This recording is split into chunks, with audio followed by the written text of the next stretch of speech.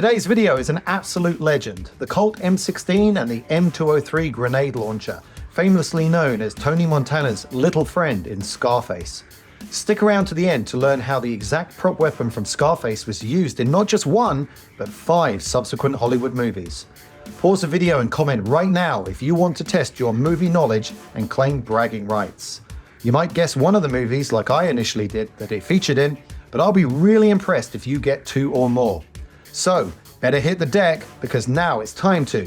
Say hello to my little friend! You wanna play rough? Okay. Okay, you like that? Huh? You want more?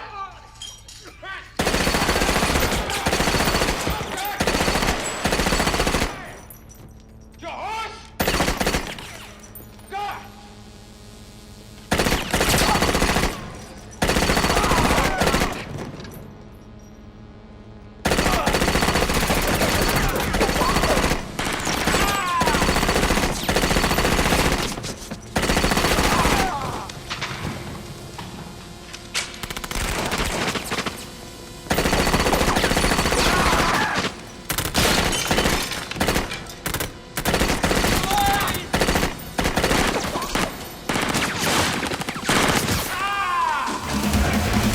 Hello and welcome to Hollywood Guns. I'm your host Wilson. Whether you're into action flicks, classic thrillers, or unforgettable TV shows, this is the place where movie magic meets real-world firearms. History of the M16 and M203 grenade launcher. First of all, let's do a quick safety check.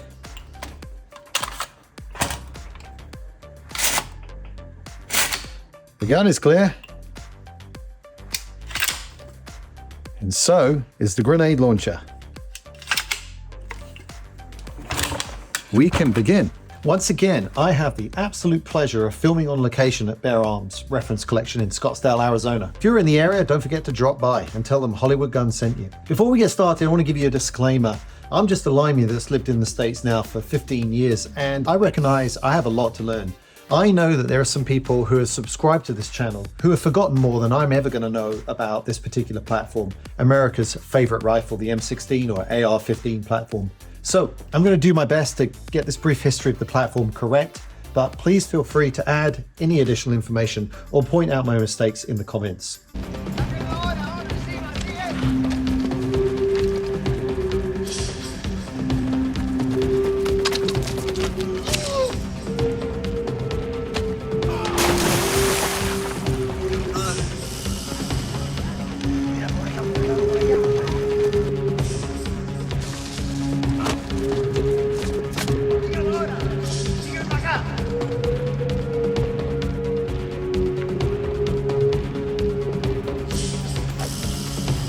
If you're not a gun guy, you might be confused between the difference between the M16 and the AR-15. An easy way to remember this is the M16 is the military variant and will have a burst and fully automatic capability, and the AR-15 is the semi-automatic or civilian version, which is available to us within the public. So again, the M16 was officially designated by the US military, and it evolved from Eugene Stoner's Armalite AR-15 platform, so the civilian platform, and that itself was a scaled-down version of the AR-10. And that was chambered in the larger 7.62 by 51 caliber, also sometimes referred to as .308 Winchester. Originally, Stoner's AR-10 was intended to replace the M14 rifle, but the smaller, lighter 5.56 cartridge of the AR-15 provided better control and more sustained firepower to the average infantryman, especially advantageous in the dense, close-quarters combat of the Vietnam War. The US military adopted the M16 in 1964, and its lighter weight allowed soldiers to carry more rounds, enhancing mobility and endurance. The high-velocity 5.56 round was also very effective in combat, producing severe wounding effects. The M16's modular design and ease of handling solidified its adoption across US military branches, including the US Army, the Air Force, and of course the Marine Corps. The rifle's platform marked a shift in US military strategy towards favoring lightweight, high-velocity ammunition over heavier rounds of previous battle rifles. And that influenced the design of assault rifles for many years to come. Consequently, the M16 alongside its 5.56 cartridge became a staple of modern infantry combat for almost 60 years until just 2022, when the US Army began to adopt the Sig Speer, which was designated the XM7, and that was the winner of the Next Generation Squad Weapon program in a new slightly heavier caliber, the 6.8 Fury. What other agencies adopted the M16 platform worldwide? Well, literally over half the world. Out of 195 recognized countries in 2024, 104 of them have adopted an M16 platform rifle.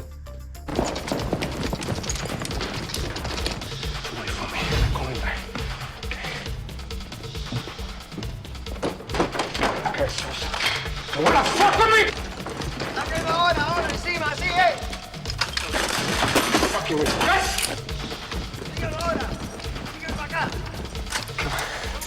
You wanna fuck with me? Okay.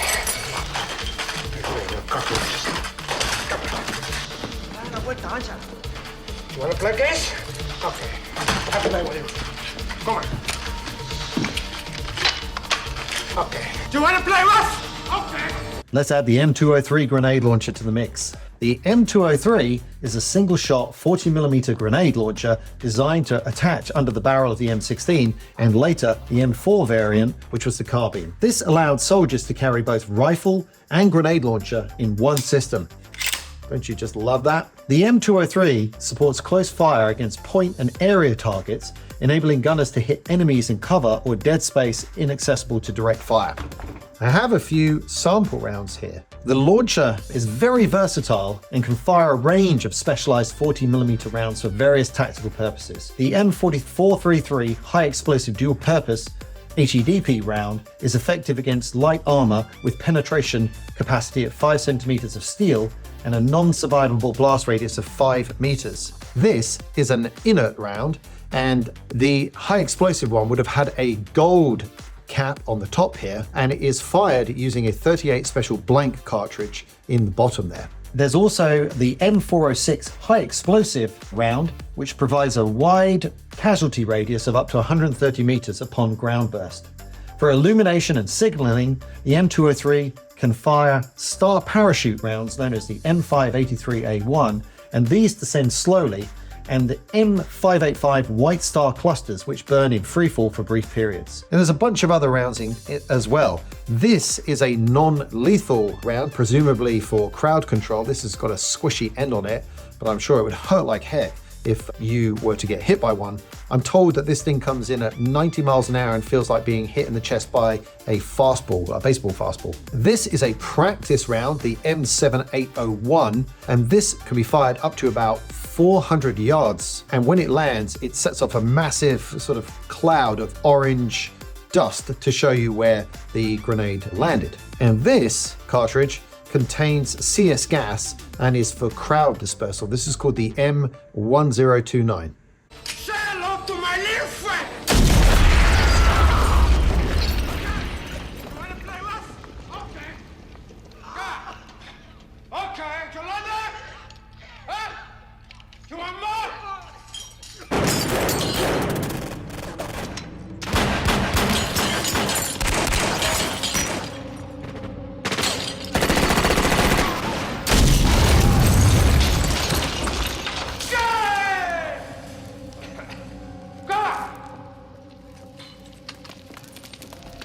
The movie gun compared to this example. Firstly, I just want to show you these magazines that have been taped together like they were in Scarface in that kind of jungle style. The idea being that you can quickly execute a reload. Once the first magazine is empty, you can pull it out from the magazine well, switch it over, pop it in, and you're good to go.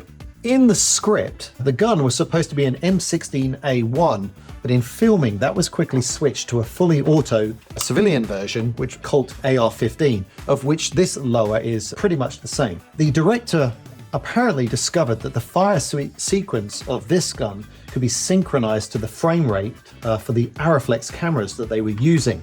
And what that meant is that the muzzle flashes that come out of the flash hider here appeared to last longer and register to the human eyes, whereas they wouldn't do that in real life, and that enhances the cinematic effect. And like I said, they used an AR-15, and there are some notable differences between the variant that they used and this particular one, but really they would only register and excite the AR platform aficionados that I already apologized to at the beginning of this video, so I'm not going to cover them. With all that being said, the main difference between Scarface's M16 and this one is the M203 grenade launcher. Here on screen is a picture of the actual prop weapon used in Scarface, and I'm sorry to tell you that this is a fake. It was custom made by Special Effects Unlimited in the late 1970s because they were unable to locate any live firing grenade launchers. Courtesy of Bear Arms Reference Collection, this, ladies and gentlemen, is the real deal. So let me just shut up for a second and manipulate it for you. Outside of the military or a museum, you're very unlikely to see one of these in the flesh. Accuracy of firearms portrayal in Scarface compared to real life. First category, firearm capacity. As the final scene of Scarface unfolds, the Bolivian kingpin Sosa's gang assault Tony's mansion with overwhelming force and manpower. We see Tony grab the M16 from his weapons cabinet, and it's already loaded with, or he quickly loads it off camera, with two 30-round mags taped together jungle style. Tony also grabs at least two extra 30-rounders and puts them in his jacket, giving him at least 120 rounds on his person. He first attacks the gang from behind closed doors with the grenade launcher, and then proceeds to give the survivors the good news in full auto bursts shortly after. The M16 has a cyclic rate of between 700 to 900 rounds per minute, depending on how long the trigger is pulled between bursts, and I did my best to try and ascertain how long his opening salvos were before he executes a mag change and turns over the jungle combo and inserts the second 30-rounder. Honestly, I don't have much experience shooting the full auto AR-15 platform, having only shot one and just one magazine about a year ago. I recall the magazine emptying in just a couple of seconds, and doing the math, if the rifle had the ability to fire continuously, it would in theory be able to discharge at least 25 magazines worth of ammo in just a minute. Adding up the firing time of that first magazine in the movie, it's about 10 seconds worth of shooting. So I have to conclude that for the first magazine at least, Hollywood has given the rifle a bit of an unlimited round count. After the mag change, the second magazine capacity is a lot better before Tony is hit multiple times himself and forced to the floor, where he completes a third magazine change and loads the M203 for the second and final time. While the generosity of the first magazine capacity is a disappointment, the movie has Tony undertaking two mag changes for the M16 and an additional grenade loading in what is a very short scene. Honestly, unless you watch and re-watch the scene multiple times like I did and try and spot the errors, it's not something which is overly obvious or unrealistic to a layperson or a casual firearms enthusiast. In this case, I think it's a solid performance. Grade B+. Caliber capability. For this firearm, we have two calibers to consider: the 5.56 NATO and the 40mm grenade. The 5.56 impacts on walls and soft targets look very realistic to me. There is certainly plenty of dust and sparks from the bullet impacts, and lots of tomato ketchup evident from the affected parties, which helps sell the macabre effects. The 5.56 is a far more powerful round than handgun caliber weapons that many of Tony's adversaries use, like the Uzi 9mm. Overall, I'm satisfied with its portrayal. On the 40mm grenade, I have no experience whatsoever, but if you recall the different types of grenade ammunition that I detailed earlier, and can recall having seen the grenade effects from historical battle footage or even other historically accurate war movies, it seems appropriate to me. However, there are two gentlemen here at Bear Arms that have extensive experience with the M203 grenade launcher, having served in the military. The first is a Marine Corps armorer and the second a US Army infantryman, and unfortunately they pointed out two inconsistencies to me. The first one is that the grenade has an arming distance of somewhere between 8 to 18 meters, and the idea of that is that you don't want to shoot something too close to you for fear of it exploding and killing yourself. So they said that the scene where Tony shoots the doors and they explode is very unrealistic because of that. What they explained was that the grenade would likely just shoot straight through the door, continue some distance into the hallway beyond, and then explode. And secondly, related to that, they also said that the explosions of the door and later the second scene where the lobby has a massive explosion were also not very true to real life. They said that the grenade's effect when it explodes, there is very little flames and explosions and much more dust and more of a pop type effect where shrapnel is deployed. So again, they said that the explosion was very much Hollywood and not true to real life. I asked them to come up with a score between A to F for this particular section, and unfortunately, they both gave this a D. Actor and movie portrayal. As I said before, the M16 and M203 launcher is a formidable weapon. So in theory, Tony Montana at least has a chance of taking the battle to an overwhelming force. Refreshingly, the bad guys were not graduates of the Stormtrooper or A-Team Academy of Firearms training, and so they make several shots that hit Tony early on in the final scene. However, right at the end, they tag him with a bunch of shots in quick succession, and he does still continue to stand there and yell back at them for some time. I'm assuming that the effects of the Bolivian marching powder are what's keeping him upright, but Tony's last few seconds are a little unrealistic. Having said that, this section is not about Tony's short-term invincibility, but rather about how he and his weapon are portrayed. Again, other than the early unlimited capacity, the slightly larger explosions with the grenade launcher, I think that the M16 and M203's portrayal and that of the actor wielding it appeared to me to be pretty good. So, another B+. Overall grade for Firearms portrayal of the M16 and M203 in the movie Scarface, a solid grade C+. Other movies and scenes the Firearm was used in. Now, Scarface may have immortalized the M16 with the M203 launcher, but as we have discovered in previous episodes, Hollywood prop houses often reuse weapons in subsequent movies. This particular prop was featured in no less than 5 additional movies and is also been slated to have been used in a few episodes of the A-Team, although I couldn't independently verify this. 2 years later, in 1985, it is briefly seen in Commando. In 1986, Sharon Stone had an encounter with and used it in Cold Steel, and it was used and featured in a few scenes from Heartbreak Ridge of the same year. Finally, in 1994, it was used on the movie poster by Pauly Shore for In the Army Now. With that out of the way, one other movie stands out for this weapon's lasting impact on Hollywood and pop culture, and it's the one you've been waiting for.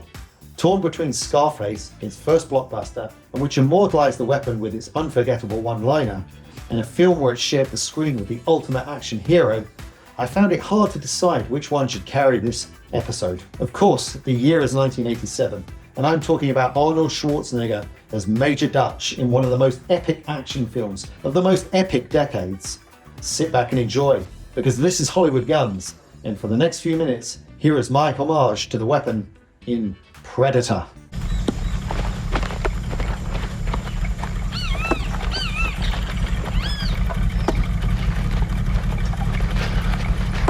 I killed one of the hostages. We move. Mac, Blaine, the nest. Billy, Pancho, the guard. Hawkins, Dylan, back up. As soon as they're set, I hit the fuel dump. Guards, on your knife!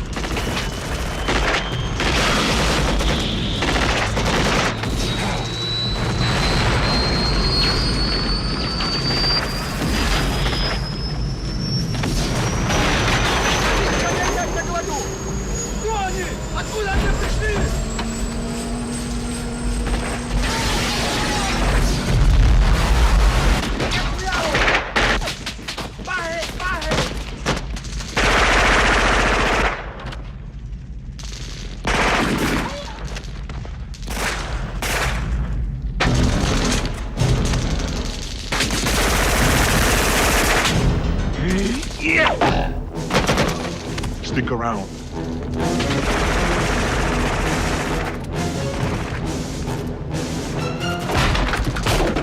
Knock, knock.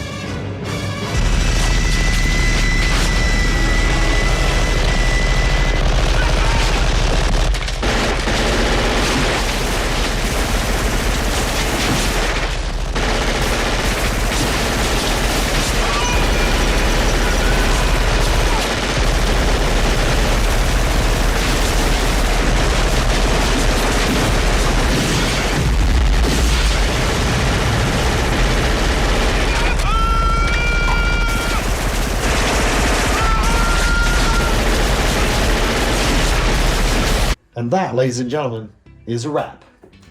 Once again, special thanks to Bear Arms Reference Collection in Scottsdale, Arizona.